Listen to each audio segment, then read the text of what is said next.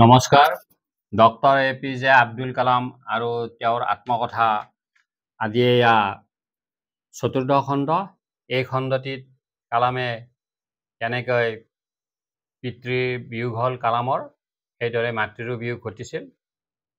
তাৰোপৰি কালামৰ SLV-3 উৰণৰ বাবে ফ্ৰান্সলৈ ধাৰ্য কৰা ভ্ৰমণ কিয় বাতিল কৰা হ'ল, সেই সকলোখিনি কথা আপোনালোকক ক'বলৈ ওলাইছোঁ। কালামে তেওঁৰ আত্মকথাত কৈছে যে 1976 চনত তেওঁৰ পিতৃৰ বিয়োগ হৈছিল। বিয়োগৰ সময়ত তেওঁৰ পিতৃৰ বয়স 102 বছৰ। বাৰ্ধক্যজনিত কাৰণতে কালামৰ পিতৃৰ এই বিয়োগ। তেওঁৰ পিতৃয়ে জোৱাই জালালুদ্দিনক হেৰুওৱাৰ পিছত তেওঁৰ মনটো ভাঙি পৰে। জালালুদ্দিনৰ বিয়োগে যেন তেওঁৰ পিতৃৰ বাৰ্ধক্য আৰু আগুৱাই দিছিল, এনে এটা অনুভৱ হয়। পিতৃয়ে সদায় জালালুদ্দিনৰ পিছে পিছে আল্লাহৰ ওচৰত যাবলৈ কথাটো ব্যক্ত কৰিছিল, কাৰণ জালালুদ্দিন অকল জোৱায়ে নাছিল, তেওঁৰ নলে-গলে লগা বন্ধু আছিল। বন্ধু আৰু জোৱাইৰ বিয়োগত ভাঙি পৰাটো হয়তো তেনে স্বাভাৱিক হৈ পৰে। পিতৃৰ যেতিয়া শাৰীৰিক অসুস্থতাত ভোগে তেতিয়া কালামে নিজৰ সম্ভৱপৰ সময়ৰ মাজেৰে, ব্যস্ততাৰ সময়ৰ মাজেৰে তেওঁ চহৰৰ পৰাই ডাক্তৰ আনি পিতৃৰ চিকিৎসাৰ ব্যৱস্থা কৰে।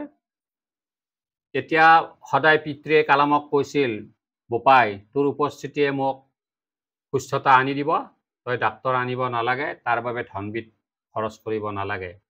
সেয়াও কালামে বুজি উঠিছিল, কাৰণ অতি কষ্টৰ মাজেৰে যিহেতু পিতৃ ডাঙৰ দীঘল হৈছিল, যিহেতু তেনেকৈ ধনৰ সৈতে সম্পৰ্ক তেওঁলোকৰ নাছিল, সেয়েহে অবাবত ধন খৰচ কৰাটো যেন তেওঁৰ বাবে এটা চিন্তাৰ বিষয় হৈ পৰে। কিন্তু কালামে সেয়া মানি লোৱা নাছিল। এদিনাখনৰ ঘটনা, কালামে যেতিয়া দেউতাকৰ অসুস্থতাৰ খবৰ পায় তেতিয়া চহৰৰ পৰাই ডাক্তৰ লৈ গৈ হাজিৰ হয়। কিন্তু সিদিনাখন দুয়োজনৰ উপস্থিতিও দেউতাকক জীয়াই তুলিব নোৱাৰিলে, কাৰণ বাৰ্ধক্যই কালামৰ পিতৃক বা দেউতাকক হাত বাউলি দি মাতিছিল। অৱশেষত পিতৃৰ মৃত্যু ঘটিল। এখন ভৰা সংসাৰৰ গৰাকী আছিল তেওঁৰ পিতৃ, আৰু এখন আদৰ্শনীয় সুখৰ সংসাৰ জীৱন যাপন কৰিছিল। তেওঁ 15টা নাতি নাতিনীৰ সৈতে এটা পৰিণতিও পাইছিল। পিতৃৰ বিয়োগৰ পিছতে কালামে থুম্বালৈ যাত্ৰাৰ চিন্তা কৰে। যাবৰ সময়ত মাতৃৰ ওচৰত বহি আশীৰ্বাদ বিচাৰে। মাতৃয়ে থকাথকি মাতেৰে কালামক আশীৰ্বাদ দিয়ে।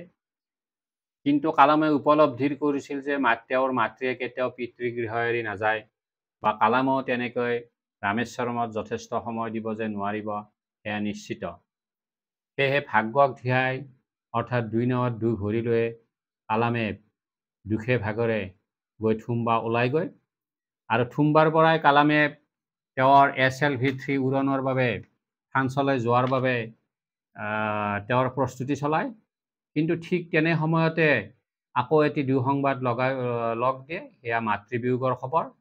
পুনৰাই কালামে ফ্ৰান্স ভ্ৰমণ বাতিল কৰি তেওঁ ৰামেশ্বৰমে আহে। নিশা ট্ৰেইনেৰে ৰামেশ্বৰম আহি পুৱতি নিশা তেওঁৰ মাতৃক সৎকাৰ কৰে, আৰু মাতৃক তেনেদৰে বিদায় দিয়াৰ পিছতে দুখে ভাগৰে মানসিকভাৱে তেওঁ নিজৰ ভাৰাক্ৰান্ত মনটো লৈ থুম্বালৈ যায়।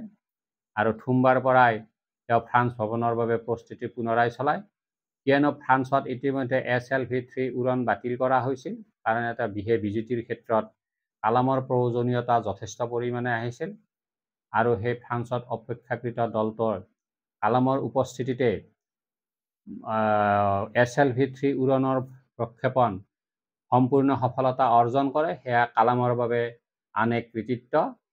দৰ্শক ৰাইজ, শ্ৰোতা ৰাইজ, আত্মকথাৰ জৰিয়তে কালামৰ উক্ত কাহিনীটো আপোনালোকৰ ওপৰত এৰি দিলোঁ। ভাল লাগিলে আপোনালোকে মন্তব্য দিব পাৰে, আৰু প্ৰয়োজনত এই বাৰ্তাটো আনলৈ প্ৰেৰণ কৰিব পাৰে। ধন্যবাদ।